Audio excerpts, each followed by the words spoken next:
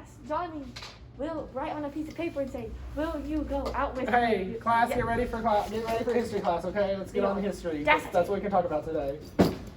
Okay, class, so welcome to first period history. So, today is November 11th, 2020. Okay, can someone read the I can statement for me? Yes, Chloe. I can, ... analyze the causes of the American Revolution and the effects individuals and groups had on the conflict. Okay, that's good. That's our I can statement for today. So, on the agenda for today, we're going to read chapter 10 in its entirety. Okay, and then we're going to complete the handout as a group. Okay, so coming up, today's Friday, so over the weekend I want you to complete the study guide I'm going to give you at the end of class, okay? And then on Wednesday, there's going to be the test over the causes on the American Revolution. Okay, so we're going to read the chapter. That's our first thing on the agenda. Okay, so I'm going to read the introduction. 10.1 Introduction. In chapter 9, you read about the daily life in the American colonies in the early 1700s. At the time, the colonists were happy to be a part of Britain, and they supported the British king. In this chapter, you will learn about the events that changed how the colonists felt. During the 1750s and 1760s, Britain and the colonists fought against the French in the French and Indian War. The war left Britain with huge debts and a large amount of new territory to protect. To solve its problems, the British government passed a number of laws called Acts. Some of these laws ordered the colonists to pay new taxes. The colonists became angry because they had no representation in the British government to vote on new laws. They said that taxation without representation was unfair. Many colonists began to protest against the British law. Look at the drawing of the parent and child at the right. Some people have compared Britain and the colonies to a parent and child. Britain was like a parent because it created the colonies and expected them to respect its authority. The colonies were like a child who sometimes refused to obey the parent. This kind of comparison is called a metaphor. As you read throughout this chapter, think about this metaphor of the relationship between a parent and child. What can a parent do when a child disobeys? What happens to a relationship when the parent makes new rules or punishes the child? Okay, so who wants to read the next section, the French and Indian War? Okay, Addie, you can read it. 10.2 The French and Indian War. By the late 1600s, Britain, France, and Spain often fought one another to gain more territory around the world. They fought in Europe, Asia, and the Americas. In North America, Britain and France both proclaimed the Ohio River Valley. British settlers wanted to farm the rich soil there. The French wanted to trap beavers so that they could trade for their furs. In 1754, the argument over the Ohio Valley turned into a war. The war lasted almost 10 years. Thousands of British soldiers fought along with many colonists against the French. Most Native Americans were friendly with the French, and they fought on their side. Some Native Americans fought on the British side. Europeans called Native Americans Indians, so the British colonists called the conflict the French and Indian War. At first, Britain lost many battles. The bright red uniforms of the British soldiers made it easy targets. But things changed in 1759 when the British troops captured the city of Quebec in Canada. By 1760, the French had lost Canada, and in 1762, they asked for peace. In 1763, a peace treaty gave Britain control of Canada. Britain also won the land between the Mississippi River and the Appalachian Mountains. The war gave Britain more land, but it also created huge problems. Most important, it left Britain with unpaid bills called debts. By 1763, Britain debts added to an amount that would be equal to more than $30 billion today. Okay, good job, Addie. So, I want us to tie each section back to our I can statement. So, how would the French and Indian War lead to the American Revolution? Can someone answer that question for me? Yes, Chloe. Because of the debts. Because of the debts, that's correct. They had so much debt that they couldn't pay because of this conflict. So that leads to one of their biggest sources of money being the colonists. So they decide to exploit that even more and put more taxes and acts, etc. Okay? So now I want someone to read the Proclamation of 1763. Okay, Chloe, it's your turn to read. Proclamation of 1763. After the French and Indian War, many British moved west into the land that Britain had won from the French. Native Americans were afraid that this movement of settlers would destroy their way of life. Some of them tried to drive the settlers away by attacking their forts and houses. In 1763, nearly 2,000 settlers died because of the fighting. To stop the fighting and to protect the colonists, Britain announced a law called the Proclamation of 1763. The law said that Native Americans could have all the land west of the Appalachian Mountains and that settlers could not move there. The colonists disliked this law. Many of them simply ignored it and continued to move west. Even more of them didn't like the way that Britain was trying to control the colonies. Good job, Chloe. Thank you. Okay, so how does the Proclamation of 1763, how did that cause the American Revolution? Yes, Addie. They wouldn't let them go past the Appalachian Mountains, and they were stuck. Yes, so at this time, there were so many people coming into the colonies and people giving birth and everything. So these 13 colonies were getting very jam-packed full of people, and they were on top of each other, so they wanted to move. It was another part of this parent trying to control the child, okay? So they wanted to move west, but they were not allowed to, and they felt like it was their right, okay? So next is the Quartering Act. I'm going to read this part for you, class, okay? The British government let thousands of soldiers in the colonies to protect the colonists after the French and Indian War. The British were afraid that the Native Americans or Spanish settlers in Florida might attack the colonies. Britain thought that the colonists should help pay for this army. As a result, in 1765, a new law called the Quartering Act was passed by the British Parliament. This law was called the Quartering Act because it ordered the colonists to provide quarters, places to live, for the British soldiers. It also ordered them to supply the soldiers with food, fuel, and candles, and to provide them with transportation. The colonists were very angry about the Quartering Act. They didn't want to pay for British troops staying in the colonies. Many of the colonists treated the soldiers badly. Okay, so how can we pull this Quartering Act back to our I can statement, class? Yes, Addie? They didn't want the soldiers in their homes. Exactly. So these soldiers were barging in, and it was an invasion of privacy. Okay, that's a big thing that the colonists didn't like, that they thought that their homes was for their privacy. So if we look into the Bill of Rights, there is a bill against the courting of soldiers, correct? Yes. Okay? So Parliament is basically the British Congress. We have the House of Representatives and the Senate. That's their version of that, okay, class? So who wants to read the Stamp Act? This is a big one. Okay, Addie?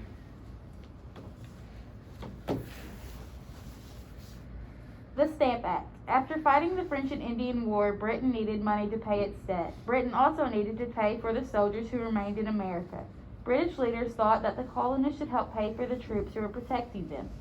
So, in 1765, Parliament passed a new tax law called the Stamp Act. The Stamp Act said that the colonists would have to pay a tax on printed papers. To prove that the tax was paid, almost every piece of printed paper would have to show a large blue stamp. Newspapers, pamphlets, marriage license, and playing cards were taxed. News of this new tax made the colonists furious. They didn't want to pay more money for things they used every day, especially since the money went to the British government. But they were even angrier because they had no say in making the law. Colonists showed their anger in many ways. Some of them refused to buy stamps. Some of them protested in the streets and town squares. And some tried to scare off the tax collectors, at times even attacking them in their homes.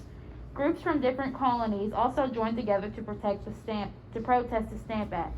In several colonies, merchants, shopkeepers, and other business people agreed not to buy British goods. Many women, such as the Daughters of Liberty in Boston, refused to buy British cloth and wove their own cloth instead. In October of 1765, 9 of the colonies sent delegates to a special meeting in New York called the Stamp Act Congress. The delegates believed that all the British subjects had the right to vote on taxes through their representatives. Since the colonies had no representatives in Parliament, the delegates said that it was unfair for Parliament to pass laws on the Stamp Act. They said that the passing of such laws was taxation without representation. The colonists' angry protest surprised the king and the rest of the British government. However, British leaders realized they had no way to force the colonists to obey the Stamp Act. In March 1766, Parliament repealed the law, but Parliament let the colonies know that it still believed in its right to tax them. Okay, so that was a big one. So how does the Stamp Act tie back to our I can statement, class? Chloe, can you answer that? The Stamp Act ties back to our I can statement because of the way that it is. You need some help? Yes. Okay, so the Stamp Act, basically, they had passed a tax on them over goods like paper, stamps, for example, newspaper, playing cards. They didn't have any representatives in the British Parliament, so they didn't have any way to voice concerns or them wanting a certain law or how they felt they should be taxed because they didn't have anyone over there. So they felt it was unfair. So they decided to protest and they repealed it. But that was another thing that made them really angry. Hey, Chloe, will you read the Boston Massacre? Yes. Okay. The Boston Massacre. In 1770, the colonists were so angry that British soldiers were living in their towns and cities. They thought the soldiers were rowdy and rude. Also, they were upset when soldiers took jobs away from them by working for low pay in their spare time. The soldiers weren't happy either. They were far from their homes. Not getting along with colonists only made their job more difficult. As time went on, the relationship between the soldiers and colonists became worse. Things were especially tense in the city of Boston. The colonists showed their hatred for the soldiers by making fun of their red coats. They called them names like lobster bag. That's actually funny. And some soldiers went out of their way to bother local citizens. Before long, name-calling and fistfights in the streets were common. On March 5th, 1770, the bad feelings in Boston erupted into violence. It was a bitterly cold night, and a soldier was standing guard in front of the customs house. Sometime before 9 o'clock, a crowd began to gather. People in the crowd called the soldiers names. Some of them threw stones and snowballs. Captain Thomas Preston and 7 other soldiers hurried to the guard's side. Loading their muskets, they stood in front of the angry crowd. The crowd taunted and insulted the soldiers. More snowballs and chunks of ice were thrown. No one is sure exactly what happened next. Afterward, some said that Captain Preston told his soldiers not to fire their guns. But one soldier heard the commandment, "Fire!" and so his gun shot into the crowd. When the crowd moved towards them, the soldiers panicked and fired. Within moments, 5 people lay dead or dying. 6 more were wounded. The colonists called this tragic event the Boston Massacre. A silversmith named Paul Revere pictured the event in an engraving. The engraving shows soldiers firing at a peaceful crowd, though this is not exactly what happened. Samuel Adams, a leader of protest against the British, made sure that the news of the massacre spread throughout the colonies. Okay, so the Boston Massacre, how does that tie back to our I can't statement? Addie? That ties back into our I can statement because the British shot our colonists and it made them mad. Yes, so before this, it only had been taxes and little things. Pay attention, Chloe. Okay, little things that had made the colonists upset, but this is a huge big deal. People died because of this. So that really snowballed. Some people call this one of the main parts of why the American Revolution was started, okay? Okay, so I'm going to read the next two sections, and then we're going to go ahead and start on our worksheet, okay? After the Boston Massacre, the British government repealed all the unpopular taxes on the colonists except for the tax on tea. The colonists loved tea, but many of them refused to buy from Britain. As a result, the largest British tea company, the British East India Company, was losing a great deal of money.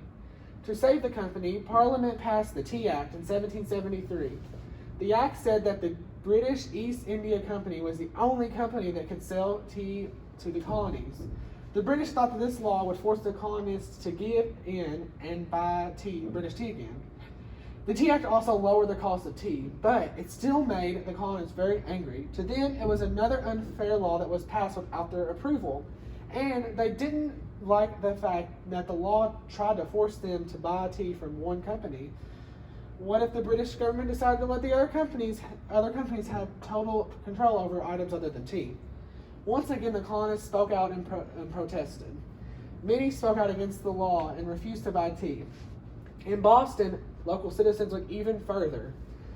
On December 16, 1773, a group of men dressed up as Native Americans climbed upon the board of the tea ships.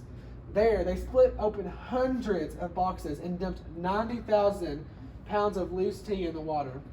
The protesters were careful not to damage anything besides the tea. According to one newspaper, they even sent the ship captain, a new padlock to replace the one that they had broken. Afterward, the colonists called this incident the Boston Tea Party. Soon, people were singing a song about it throughout the colonies. Rally Mohawks, Native Americans, they sang. Bring out your axes and tell King George we'll pay no taxes on his foreign tea.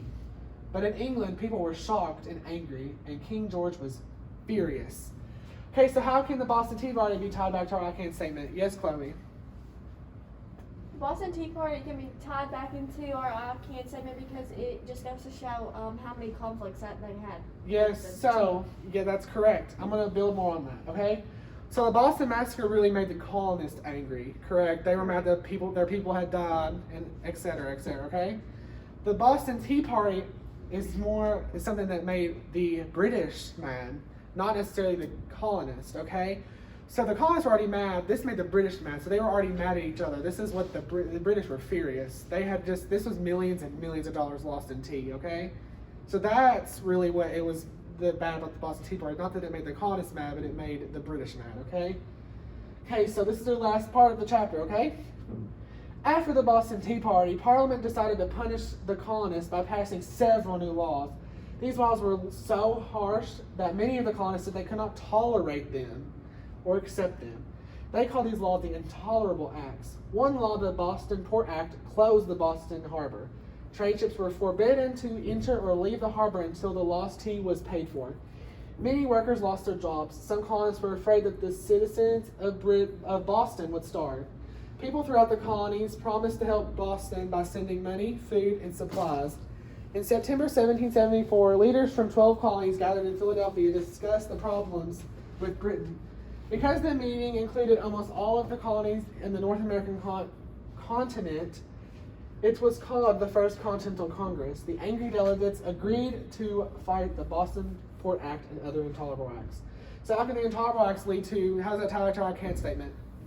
Yes, Addie?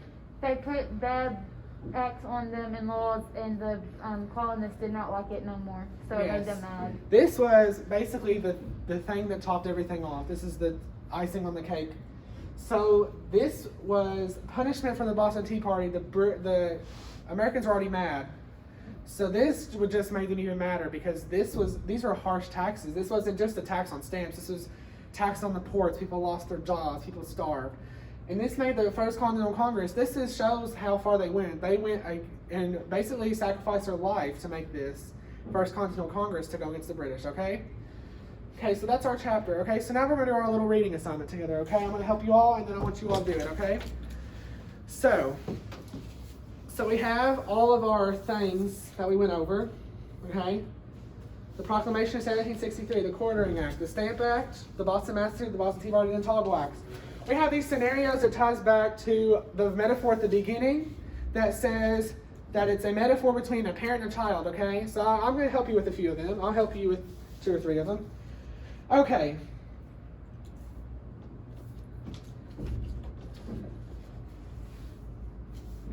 Okay, so the first one says, okay, why should I have to act like the babysitter's servant?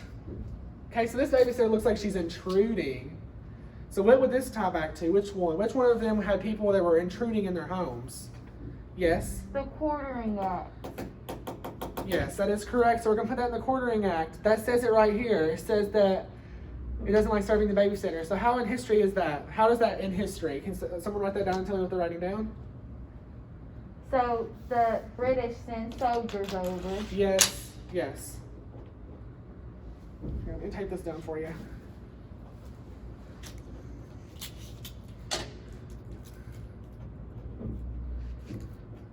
And they don't like serving the soldiers, okay? Hey, let's do another one real quick, okay? This one says, you need to pay a quarter if you're going to use that phone. So which one had the colonists paying something? The Stamp Act. Oh. Yes. The Stamp Act. Okay, that's right. Make sure to raise your hand and wait until I call you next time, okay? Sorry, I got excited. Okay. So let's take that one down. So it says right here that the parent requires a child to pay to use the telephone. Well, how is that like the Stamp Act? Chloe? Do you know? Could you repeat that? How is that like the Stamp Act? Because they required the child to use a telephone. No, in the history, sorry. Oh, they had to tax all their goods. Yes, they taxed the stamps and the playing cards Yeah. and stuff, so they required them to pay to get the good. Can you write that down, please? Okay, so I'm going to help you with one more, okay? And then I want you all to do the rest, okay?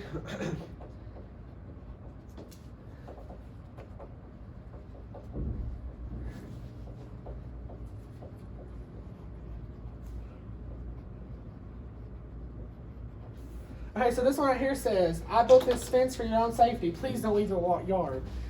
So, which one is that? This is the one that where they were forced to stay in a border right here, okay? Yes, Addie? The proclamation of 1760. Okay, why did you say that? I said that because they would not let the colonists go away from the Appalachian Mountains. Yes, so you can write that down in history because basically it's tying back that the mom wouldn't let the son leave the yard.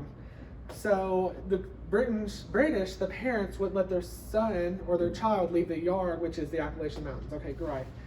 Okay, so I want y'all to do these last three together, and I'm going to check them for you. Okay, do them real quick for me. Y'all can talk and discuss and do whatever y'all would like. This one, she can't make me drink his milk. It'll be the Boston Tea Party because he's pouring out the milk and the My mom would be mad. My mom hit me. Okay, will you write that? Because they poured it in the thing.